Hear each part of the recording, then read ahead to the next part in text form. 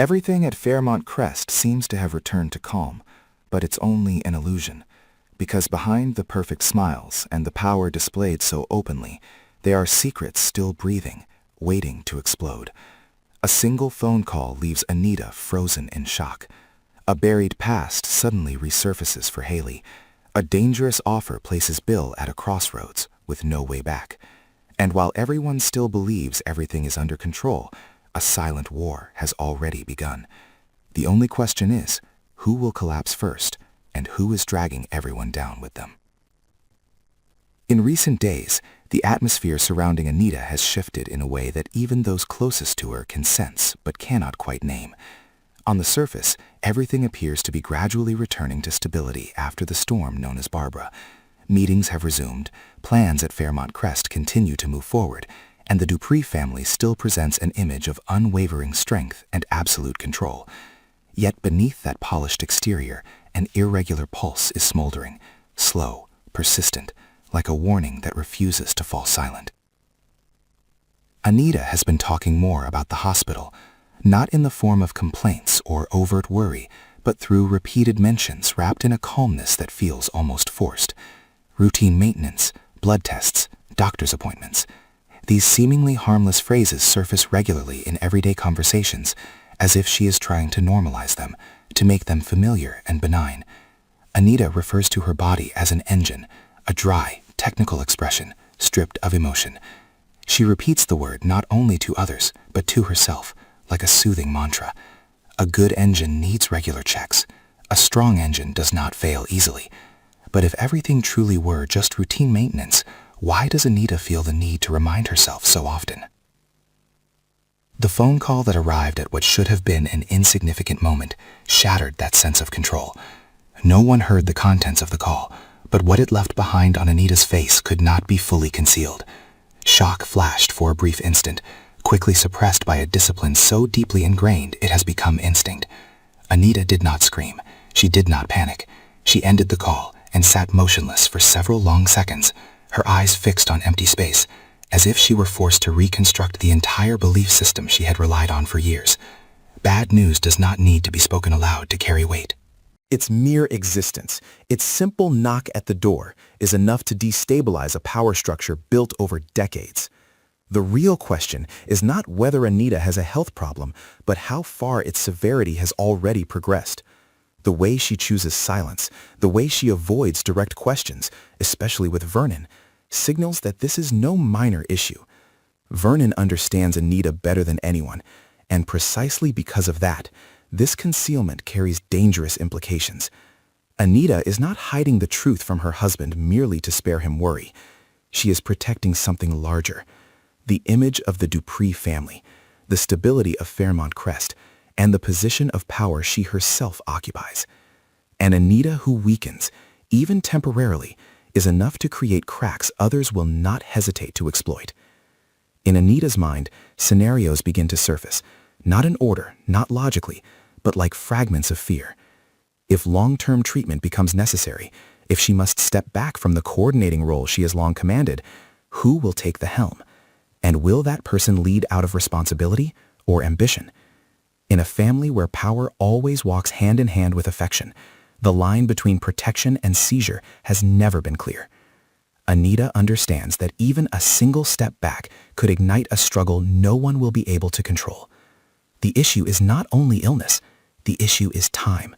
Time to prepare, time to conceal, and time to decide whom to trust when her own body is betraying her. Elsewhere in Fairmont Crest, the past is also pushing its way to the surface, uninvited. Haley's meeting with a new client at the firm does not feel like an innocent coincidence. From the very first moment, something in the air tightens. The gaze exchanged does not rest solely in the present, but probes what once existed, what has been buried. Haley has spent her entire life reconstructing herself, building a new version, polished enough, clean enough to invite no questions. But it only takes one person who remembers, one person who still speaks her real name, for all that effort to collapse. The person who appears may be nothing more than an old friend, or something far more dangerous, a former lover, a former husband, someone who once trusted Haley completely, only to be betrayed without mercy. That possibility forces Haley to tighten her control more than ever. She does not panic, but her vigilance rises like a survival reflex. Haley's past is not a series of naive mistakes. It is a sequence of calculated choices, including severance, erasure, even disappearance. Kyle's presence makes every hypothesis more frightening. At present, Kyle is the only new figure with the credibility to connect all the fragments. A doctor, working at the same hospital as Nicole and Ted. Someone with a legitimate reason to exist within the Dupree family's current orbit without immediately arousing suspicion. If Haley was once Kyle's wife, if she faked her own death to escape, the story no longer remains a mere romantic scandal. It becomes a secret capable of destroying everything she has built. Faking one's death is not the choice of an ordinary woman. It is the decision of someone pushed to the edge, or someone fleeing a threat so great there is no path back. The question is, who or what Haley was running from? A dangerous man with power and the will to pursue her? An unpayable debt? Or a sin so vast that, if exposed, it would not only destroy her marriage to Bill, but erase her standing within Fairmont Crest entirely? And if Kyle truly is the only person who still calls her by her real name, his existence is a ticking time bomb. Can Haley maintain her composure when Kyle appears at Bill's office, a place where every detail is scrutinized, where even a misdirected glance can plant seeds of doubt? Meanwhile, Bill finds himself facing another front, no less perilous. Joey's unexpected offer arrives not at a convenient moment, but when Bill's attention is already divided between work, marriage, and vague, unsettling instincts about Haley. Joey is not a man who makes meaningless proposals. When he speaks of the future, it is always wrapped in conditions, in cold exchanges between those who fully understand the rules of the game. It could be protection against emerging threats. It could be information Bill does not yet possess, but which directly implicates those closest to him. Or it could be a power alliance, where each side is willing to sacrifice a portion of its ethics in exchange for temporary safety. Bill understands that such an offer is never free. His dilemma is not merely whether to accept or refuse, but where the true cost lies. What does Joey need Bill for? A dangerous move? A plan he cannot execute alone? Or has Joey learned something about Haley, about the past she is desperate to conceal, and is using it as bait to draw Bill onto the board? If Bill accepts, he may control risk in the short term, but he also binds himself to an alliance he does not fully trust. If he refuses, he must be prepared for retaliation, and Joey is not the type to strike only one point. Reputation, business, or Bill's marriage itself could all become targets. As these schemes slowly take shape, Vernon chooses a path that seems simpler, yet no less delicate. He turns to Andre, not as a patriarch addressing family, but as someone seeking specific assistance. Andre's photography skills are the stated reason, but beneath that lies another layer. Since Winterfest, Andre has felt a sense of recognition, of belonging, that he had never known before. Vernon's deliberate outreach only deepens that feeling.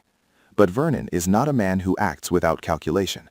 If this were merely a Christmas gift for Anita, why not use a professional service, discreet and efficient?